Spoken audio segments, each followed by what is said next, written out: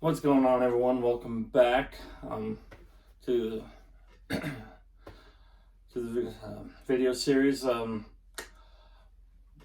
we're going to be focusing on desire. If you didn't see the first video, I'll put a link to it up here somewhere. And then go back and kind of do an overview. We're talking about the Napoleon Hill's Think and Grow Rich. And I'm just taking you through my journey through the book as I'm listening to and studying to it in combination with some mentoring and listening to some Bob Proctor material. So, like I said, this is just my journey through it, kind of things that stood out to me, what I'm learning. Excuse me. And in the previous video, which again I'll link up above here, we wrote down the 13 principles that it talks about: desire, faith, autosuggestion, specialized knowledge, imagination, organized planning, decision, persistence, power, transmutation, subconscious mind, the brain, and the sixth sense. And again, not the movie. But today, this video might be two-part, we'll see. And we're just going to focus on desire, the first principle. So, give me a minute and I'm going to erase everything else.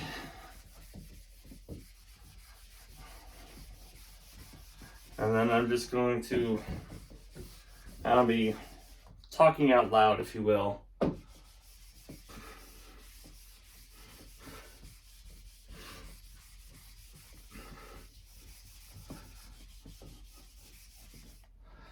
My thoughts.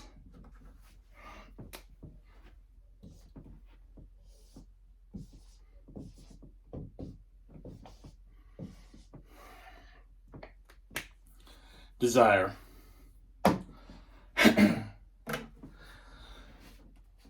So I've got the book here.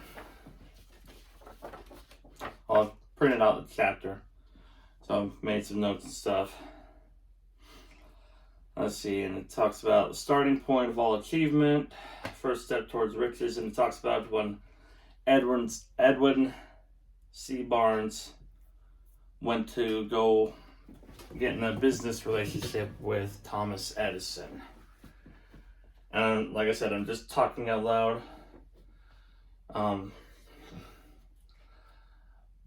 Just my thoughts, my notes. Hopefully that helps you and stuff. And one of the first things that pointed out or that stood out to me was how Edwin saw himself.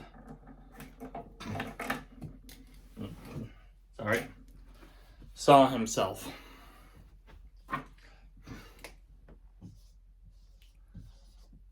So he visualized himself accomplishing that desire, whatever that desire is. He saw himself accomplishing it, in possession of it, doing it, whatever. You know, he had the burning desire. And it says, Barnes' desire was not a hope, it was not a wish, it was keen, pulsating desire which transcended everything else, you know, which was more important basically than anything else.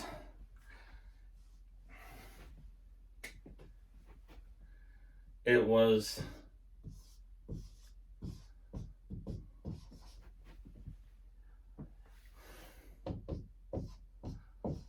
definite.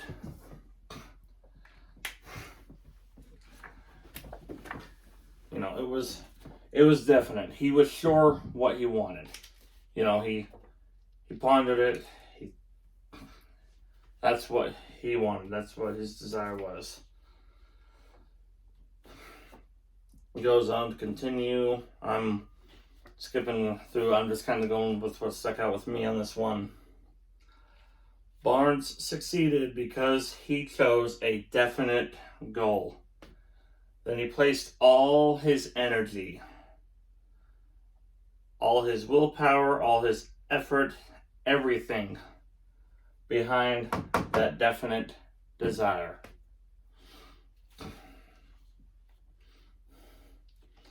Goes on, he did not become part of the Edison or become partner with Edison the day he arrived.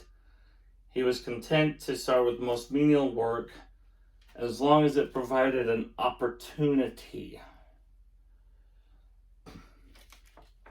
So often those, and it goes on to continue to say that opportunities are disguised in work. I don't have the exact quote here. Let's see here.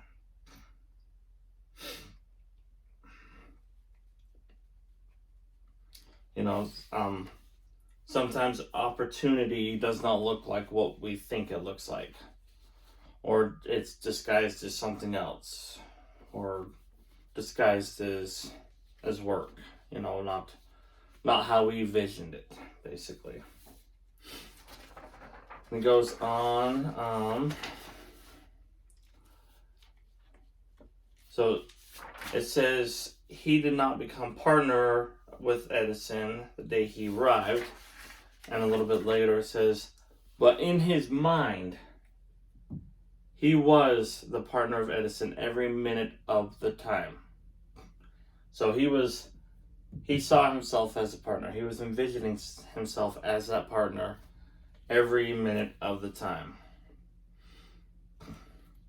And he put all of his effort behind that definite goal. He burned all bridges. So he was committed. It says, when he went to Orange, the city where Edison was, he did not say to himself, I will try to induce Edison to give me a job of some sort. He said, I will see Edison and put him on notice that I have come to go into business with him. He did not say, I will work there for a few months, and if I get no encouragement, I will quit and get a job somewhere else. He did say, I will start anywhere. I will do anything Edison tells me to do, but before I am through, I will be his associate. You know, so he was willing to sweep the floors, scrub toilets, whatever, because he was determined to accomplish that goal. He was willing to do whatever it took. It continues, he did not say, I will keep my eyes open for another opportunity in case I fail to get what I want in the Edison organization. He said, there is but one thing in this world that I am determined to have, and that is a business association with Thomas A. Edison. I will burn all bridges behind me and stake my entire future on the ability to get what I want. So while he was working on this goal, he wasn't over here, well, just in case I'll go see what else is out there, just in case.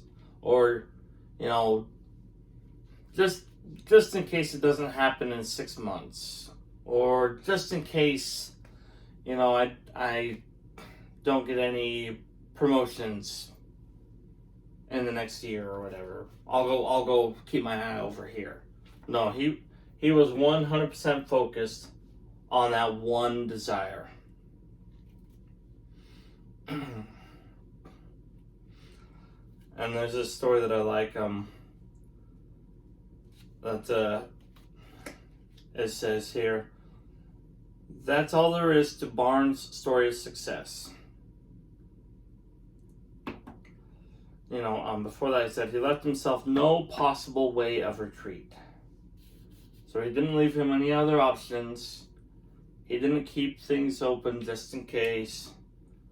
He had no possible way of retreat. And in the story it says, a long while ago, a great warrior faced a situation which made it necessary for him to make a decision which ensured his success on the battlefield. He was about to send his armies against a powerful foe whose men outnumbered his own. He loaded his soldiers onto the boats, sailed to the enemy's country, unloaded soldiers and equipment, then gave the order to burn the ships that carried them. Addressing his men before the first battle, he said, "You see the boats going up in smoke. That means we cannot leave these shores alive unless we win. We now have no choice. We win or we perish." And they won.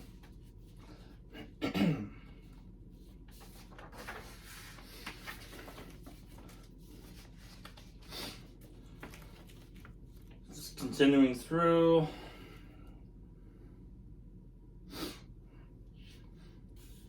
And it goes on to say, let's see here. Again, going back to that determination, backing those plans with persistence which does not recognize failure.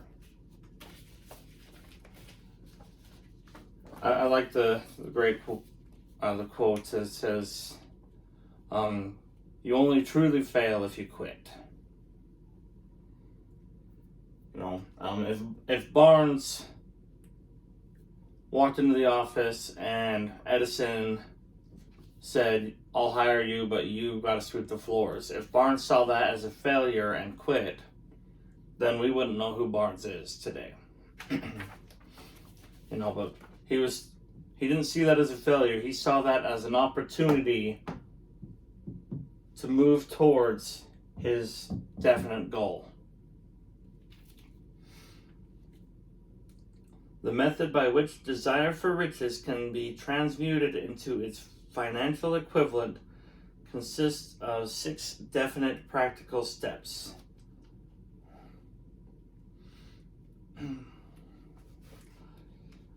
First, fix.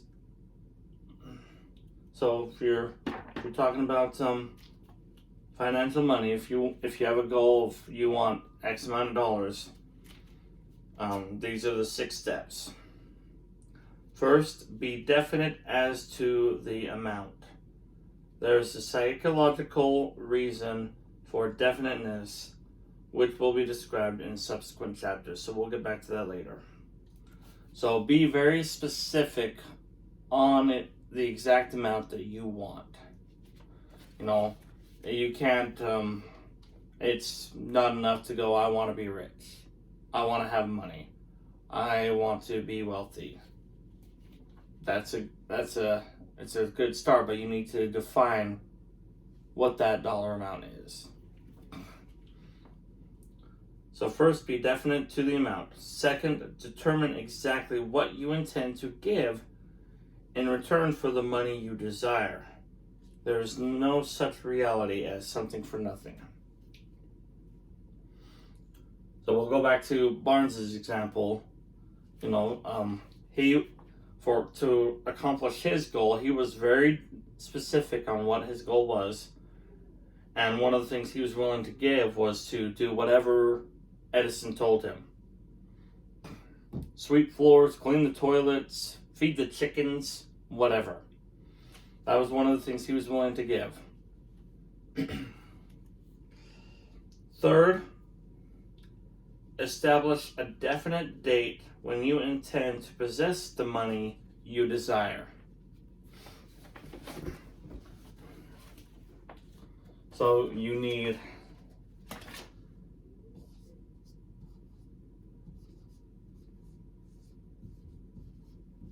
amount. And no, writing and spelling is not my forte.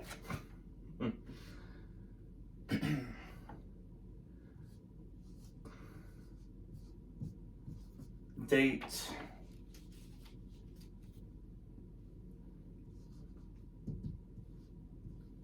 So you need the, yeah.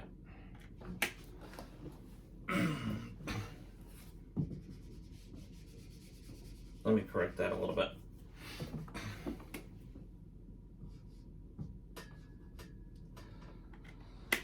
So you need the definite amount, what you're planning to give, what you intend to give, and the date by which you want to accomplish that goal.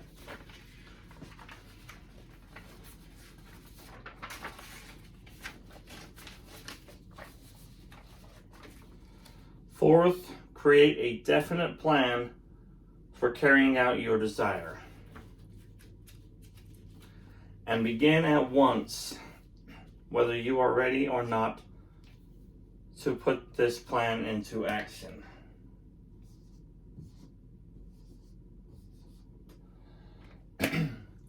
So Barnes had a goal. He knew what the goal was. He knew what he was going to give. And the date. And he had a plan. Now, when Barnes went to go see Edison, when he decided to go see Edison, he didn't have the money to pay for a train ticket to go see him. But he still was determined, and he still made the decision, and he still took action to go make that happen, and he figured out how to get there. Number 5 is write out a clear, concise statement of the amount of money you intend to acquire. Name the time limit for its acquisition. State what you intend to give for the return for the money. And describe clearly the plan to which you intend to accumulate it. So 5 is writing out all this stuff. So 1 through 4, you determine what these are. But then the 5th is write it out clearly. Then 6 is read your written statement aloud twice daily. Once before bed and once in the morning. And when you read it as you see, as you feel, and as you believe that you are already in possession of that money. You know, you got to see yourself with that money in hand. You got to believe that you have it.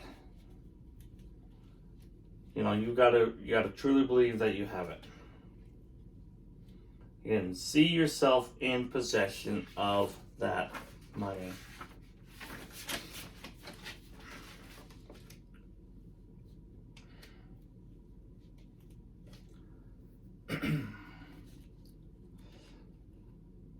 Continue on. And I'm just reading some things that stood out to me and that I've highlighted. So it's kind of jumping through and might seem a little choppy, but it'll make sense if you know the book. So let's see here. One must realize that all who have accumulated great fortunes first did a certain amount of dreaming, hoping, wishing, desiring, and planning before they acquired money. So it started with a hope and a dream and a wish. Then they desired it. Then they started planning before they got the money.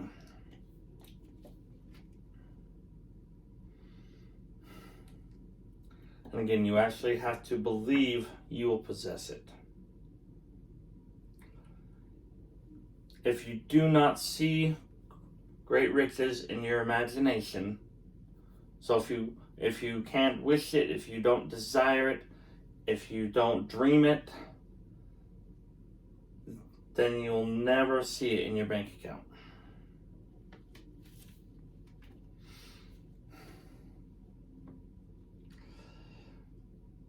And you need a definiteness of purpose.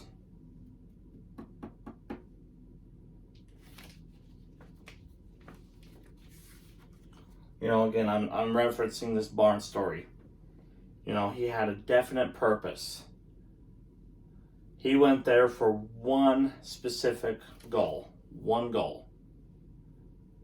He didn't go there, oh, it'd be kind of cool to work with Edison. You know, maybe I can work up to a sales position and eventually get a management position. That'd be kind of cool.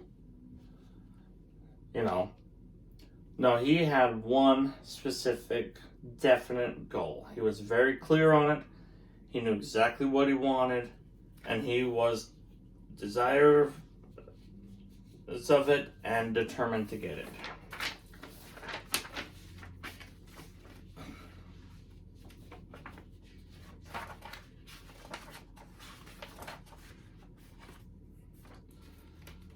Let's see here. A couple other things that you need to possess, and we'll change up some colors here.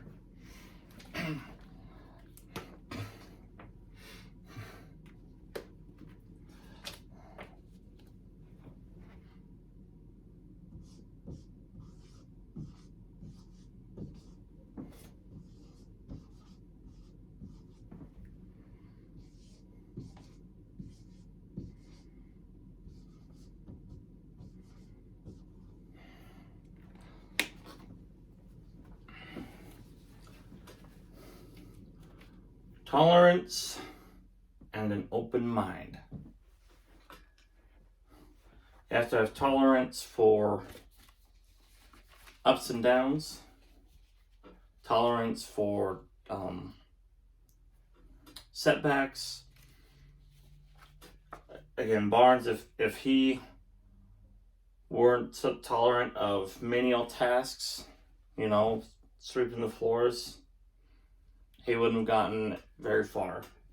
And an open mind. Again, opportunity is often disguised as something else. You know, you have to be open-minded to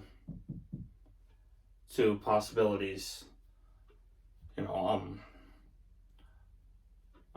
again, going back to Barnes with being open-minded about starting with sweeping the floors, starting with scrubbing the toilets, starting with being Edison's errand boy, or whatever. You know, if you're not open-minded to those kind of things,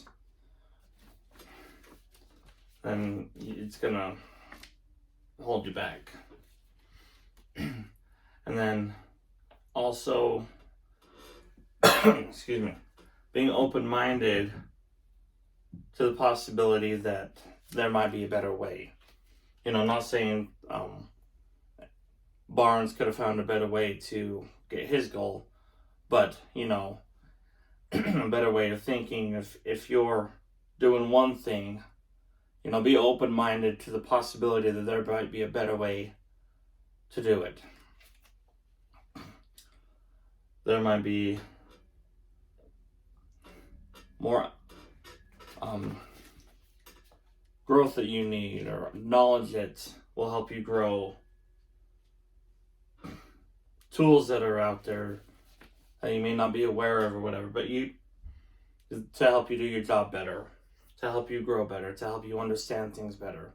Be open-minded to that possibility, and someone else's experience might be better because they have gone through what you're going through.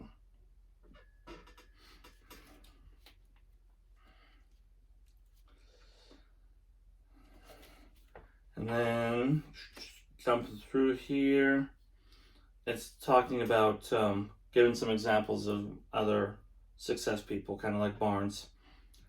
Henry Ford, poor and uneducated, dreamed of a horseless carriage, went to work with the tools he possessed without waiting for opportunity to favor him. So a couple things I got from that is he got started. He went to work. He got started with what he had. You know, start with what you've got, and then continue to grow, continue to learn. Find people that are doing what you want to do and copy them. Learn from them. Grow from them. And so he didn't wait till he had all the experience. He didn't wait till he had all the machinery. He didn't wait till he had all the right people in place. He just got started with what he had. And without waiting for opportunity to favor him. So he didn't wait for the perfect time. You know, I'm very busy this month. How about next month? Oh, I don't have this. You know, I'm stuck in a rut. Whatever. He didn't wait for opportunity to favor him. He created those opportunities. You know, he was open-minded and recognized opportunity was out there disguised as something else, disguised as hard work. And now it's talking about Thomas Edison dreamed of a lamp that could be operated by electricity. Began where he stood and put his dream into action. So he took action. Despite more than 10,000 failures,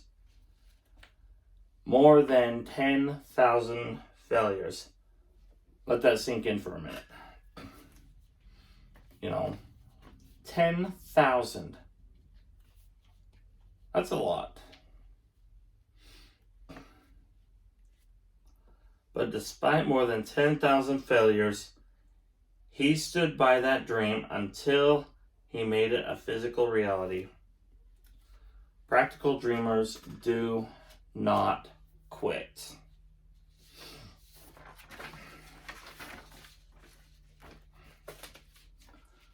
Jumping through. A burning desire to be and to do is the starting point from which the dreamer must take off. Dreams are not born of indifference, laziness, or lack of ambition.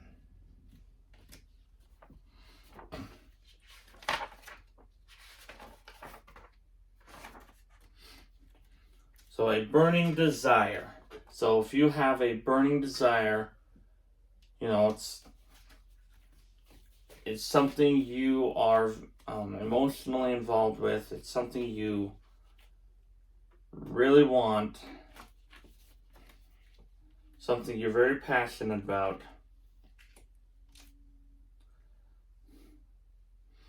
Is the starting point from which the dreamer must take off. Dreams are not born from indifference, laziness, or lack of ambition. So the burning desire is the starting point. So it's going to get you going. It's going to follow you through. You know, it's going to push you through those 10,000 plus failures like Edison. You know, maybe you won't have 10,000 failures. Maybe you'll have 10. But still, that burning desire is what's going to push you through. As long as you put in the work and have the ambition.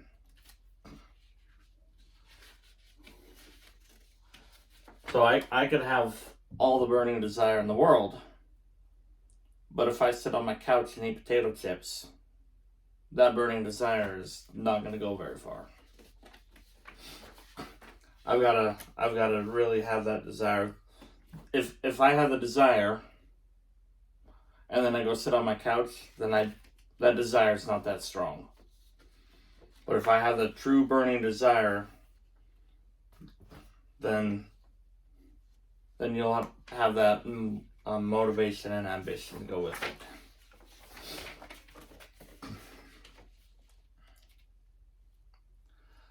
Remember too that all who succeed in life get off to a bad start and pass through many heartbreaking struggles before they arrive, before they hit their goal, before they get that dream, before that dream becomes reality. The turning point in the lives of those who succeed usually come at the moment of some crisis through which they are introduced to their other selves. So what I got out of that is you go through these failures and these heartbreaking struggles because it helps you grow it helps you become stronger, helps you learn. And then when you get introduced to your other self, you know, is that person inside that you didn't know was there. You know, you the more desire side, the more ambition, the more creative, the more experienced person that you have become. That's what I think of when it says introduced to their other selves. Is that person that you've become through those failures, through those challenges, through those heartbreaks. You can get introduced to that other self. Alright, then we'll finish up with this page, and I think this will be a two-part. Let's see here, continuing on. And it states, when you are ready for it. Again, going back to the desire. You know, if Bob Proctor talks about frequencies. Oh, I've got another color right here.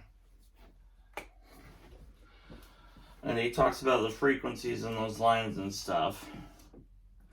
And if your goal's up here and you're down here, or even if you're right here, you know, you're currently not ready for this goal. You know, you're not ready for it. You may think you are, but truly you're not. Like for instance, if like we'll take lottery winners, for example. Many lottery winners who win, call it $10 million, they often, let's say, if this is the lottery winner down here, and they win $10 million, you know, this is their goal up here, and they're down here, and they skip. They win the lottery, they skip to there, and that goal becomes in their hand. They haven't learned, you know, what to properly do with that money, how to properly manage that money and utilize that money and make it the most impactful for them. That's why oftentimes lottery winners end up broke within like 5 years. You know, so that's what I get out of it when it says, when you are ready for it.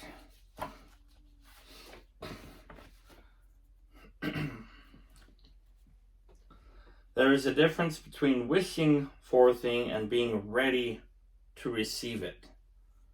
Again, if you're down here, I wish I had $10 million, and then you win the lottery, you're not ready for it.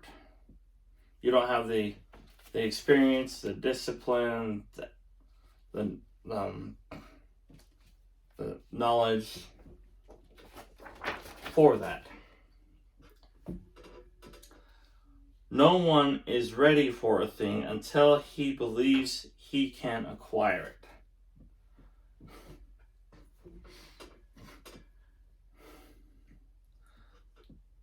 it. You know, again, going back to that goal. If Barnes didn't believe he could acquire that, then he wouldn't be ready to get it. You know, but as it said in the first, he saw himself. He believed in it so much, he saw himself in that position, being a business associate with Edison.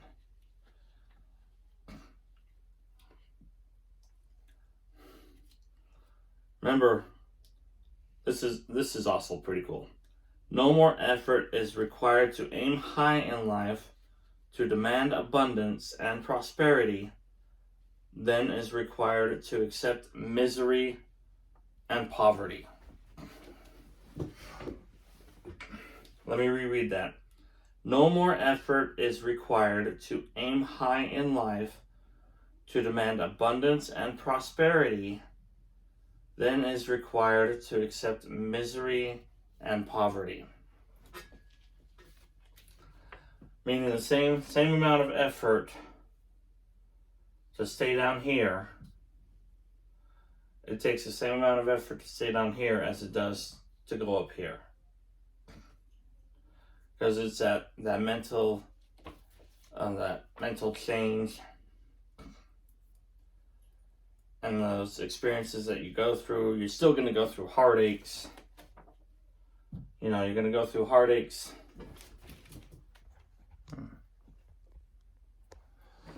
So you're going to go through heartaches down here on the bottom. And you're going to go through some heartaches down here. You're going to go through some challenges of either one. Which one do you want? So,